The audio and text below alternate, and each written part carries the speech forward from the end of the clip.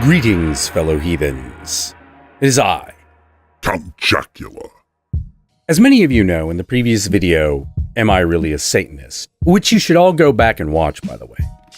I let you all know that I am A fucking Satanist. So let's get into what being a Satanist really means.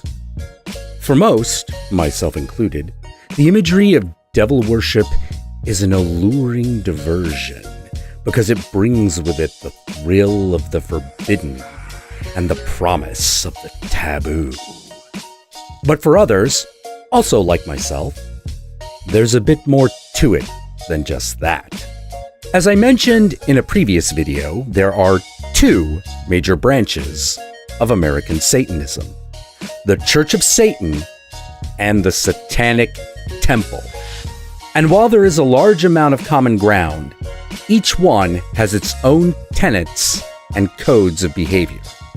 There are probably other forms of Satanism in foreign countries, but I'm far less familiar with those. So if you're a fellow Satanist in a country other than America, let us know about your practices and beliefs and how they differ from what we're about to discuss. Maybe we can even get you on the Satanic Sunday stream, every Sunday starting at 9 p.m. Pacific Standard Time, right here on YouTube. Anyway, what we're going to do right now is walk through the tenets of the Church of Satan and the Satanic Temple, while I give you my personal thoughts and feelings on each. We'll start with the Church of Satan, since it's a nice, uncontroversial starting point. The Church of Satan has 9 satanic statements, 11 earthly rules, and 9 satanic sins. Oh, Mary butt fucking mother of God! That's a lot. God damn it, Anton.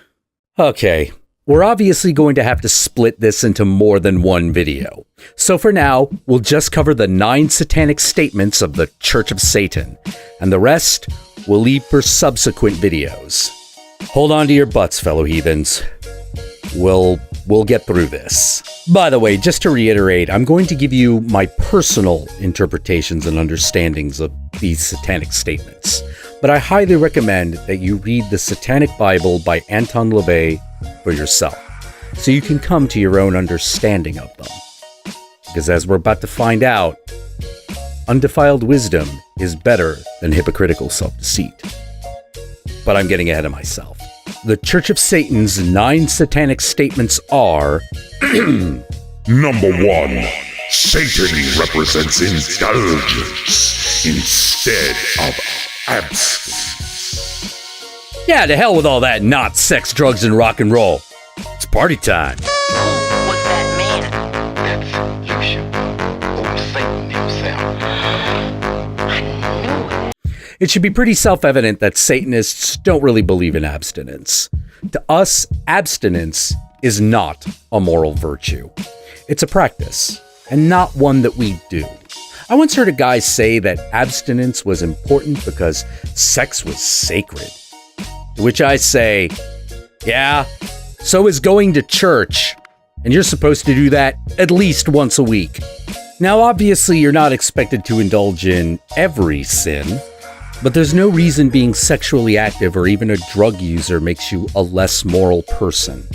Tell me, how are the bitter racist Christian women that lurk in every suburban neighborhood better than porn stars? How is a white supremacist who doesn't do drugs morally superior to Jerry Garcia? What do the sex and drugs have to do with morality at all? Think about it for a while.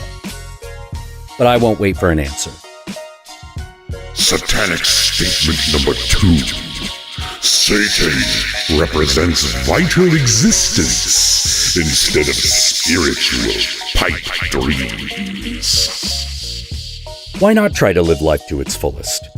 If you say, because I prefer to live the simple life, well then rock on. Ave Satanas and whatever other god be with you. But if you do it because you think you're going to be rewarded in the afterlife, you probably need to rethink that fast.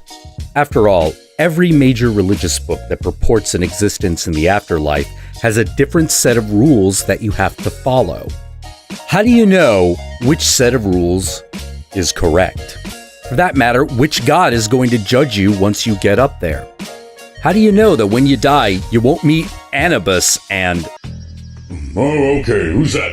Mike Mitnick, eh? Oh, all right, let's see. Where's your bona fide heart? Oh, don't look like you have one. Just like all the others these days, right? Not like we didn't give you a book describing this whole thing. Well, too bad. You aren't getting in without a mummified heart. Ahmed, here, girl. Remember, there's just as much proof of that as there is an everlasting hell or eternal heaven. Satanic Statement number 3. Satan represents undefiled wisdom instead of hypocritical self-deceit. Empty your mind. Realize how little you really understand your own thoughts. Let go of the idea that you really know things. Now, think of something you believe. Now, despite your terror, make an argument against it. Be as convincing as you can.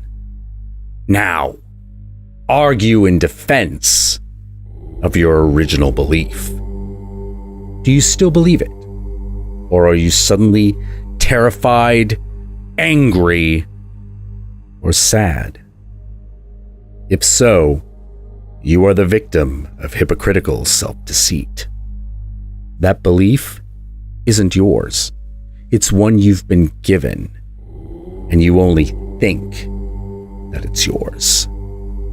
Only the understanding that we discover for ourselves can be called undefiled. Real wisdom is gained through hardship. And most often, to get real wisdom, you have to go against the grain. You have to break away from the world that you know. How can you have wisdom if you've never really questioned yourself? Like, how is that even possible? When our beliefs are challenged, we have a tendency to self-deceive ourselves. And the problem with that is that it becomes a problem that is greater than us. Because in order to maintain the deceit, we have to deceive others. And then you've got a real problem. Better to challenge your own belief and see if you truly believe it than to subject others to the deceit you've played on yourself. Satanic Statement number 4. Satan represents kindness to those who deserve it, instead of love wasted on ingrates. You know that person in your life that never shows any appreciation for what you do? Drop them. Cut them out of your life ASAP, even if they're a family member. Now, you might be in a situation where you can't, so limit your interactions with them. If they press, set ground rules and enforce them.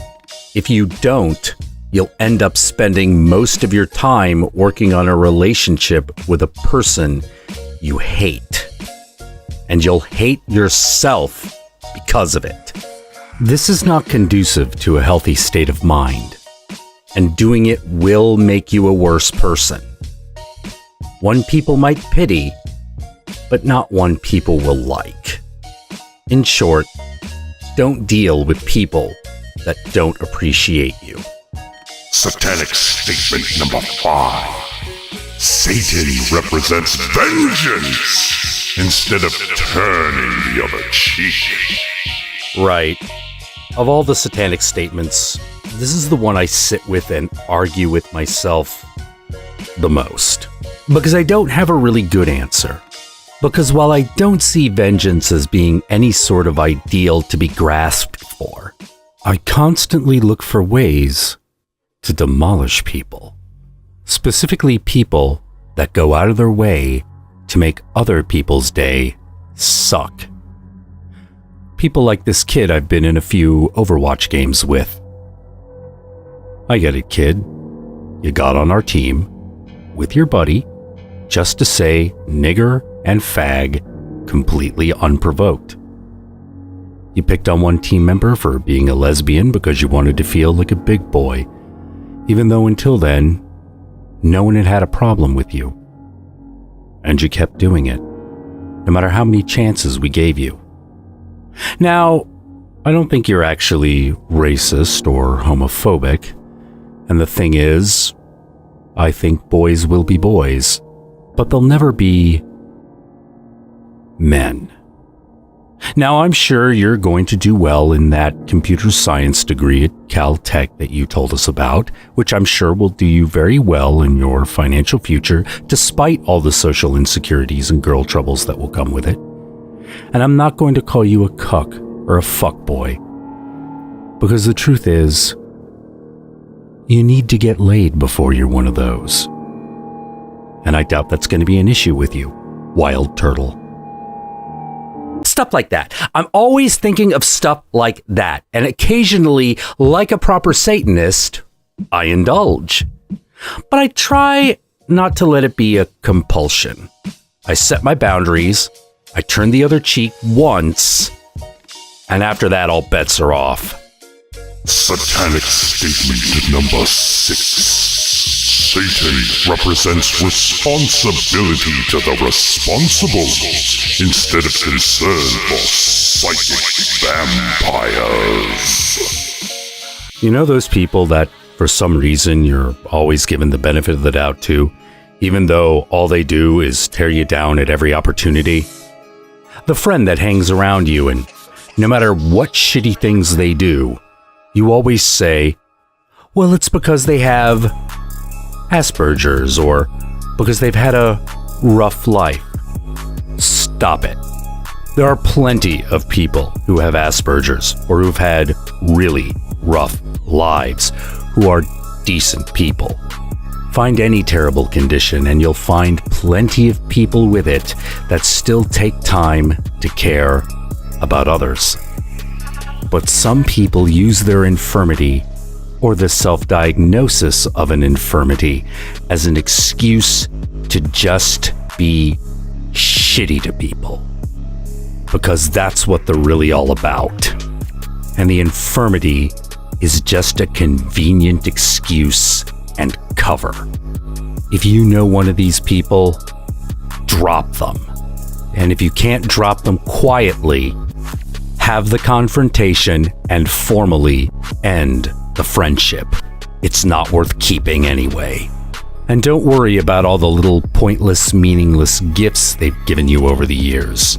They know, as well as you, that they just did it so they could lord it over you at this exact moment. But this begs the question, how do you know the difference between someone you're just pissed at and one of these fuckers? Well, it's surprisingly simple. Think of what's consistently happened during your friendship.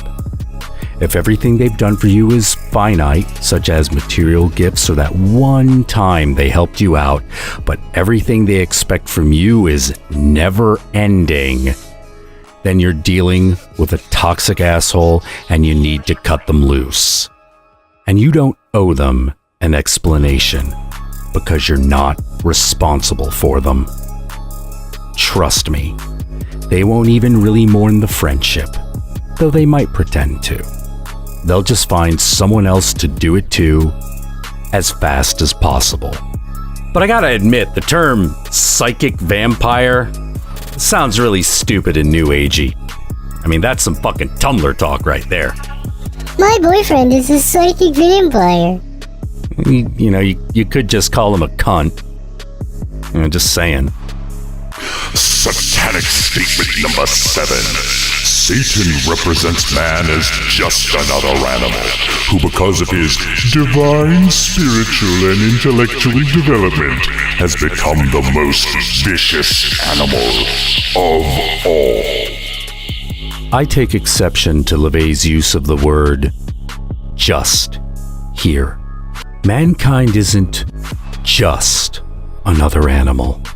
mankind is a pretty exceptional animal. I mean, just look at all the things we've done. The creation of civilization, complex moral systems, legal codes, writing, technology. The list goes on. Human beings are actually pretty important, and I think we need to acknowledge this. As for the rest of the statement, I agree. This exceptional capacity we have goes both ways. We can both elevate ourselves to heights unimagined and sink into hells no other animal can reach. And it's all because of our intellect and moral systems. Something I've often said is, you don't get the best without the worst. And it's especially important for those that believe that they are moral to understand this, since they are the ones that can lead people into fresh hells that not even the devil could have dreamed up. But you can't just put down moral and intellectual responsibility. So get intimate with the true dark side of your nature and realize the more moral you think you are, the greater your capacity is for increasing the suffering of yourself and everyone around you. Then take steps not to give in. Satanic Statement number 8. Satan represents all of the so-called sins, as they all lead to physical, mental, or emotional gratification. Yep. And finally, the 9th Satanic Statement is: Satan has been the best friend the church has ever had, as he has kept it in business all these years. Well, I would take that as an axiom. Think of how many times a preacher or imam has used the punishment of hell as a way to get you to conform, to deny your inner nature and prevent you from discovering yourself. Just so they can steal all that potential and turn it to their own ideological ends. Fuck, man. What else needs to be said about that? Except maybe don't just think about churches when contemplating this satanic statement. When looking at any ideology, you want to examine not only its positives, but its negatives. And trust me, they're there. So you want to look at whatever ideals they put in front of you, as well as what demons. Every virtue creates a sin. And yes, even Satanism has sins. Duh. But we'll get to that when we get into the satanic sins. Well, that concludes our little discussion on the 9 satanic statements of the Church of Satan. Next up will be the 11 earthly rules. So until then, fellow heathens, hit subscribe, smash that like button, and we'll see you either on Thursdays or Sundays right here on YouTube at 9 p.m. Pacific Standard Time on the streams. Ave Satanas, Hail Baphomet, and give praise to the Mother of Whores. Would the words Prince of Darkness mean anything to you?